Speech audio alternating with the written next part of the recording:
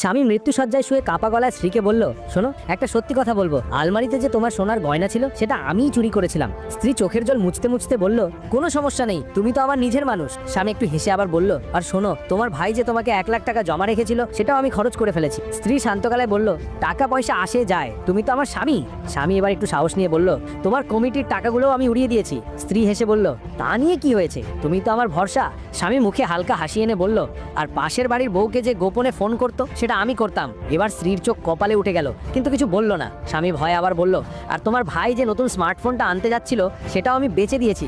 এবার স্ত্রী ঠান্ডা গলায় বলল, কোনো অসুবিধা নেই। স্বামী একটু হাঁপ ছেড়ে বলল, সত্যি, তুমি কিছু মনে করনি? এরপর স্ত্রী যা বলল শুনলে হাসতে হাসতে তোমার পেট ব্যথা করবে, কিন্তু তার আগে যদি তুমি 3 সেকেন্ডের মধ্যে লাইক আর সাবস্ক্রাইব করো তাহলে আগামী 3 দিনের মধ্যে তুমি একটা সুখবর পাবে।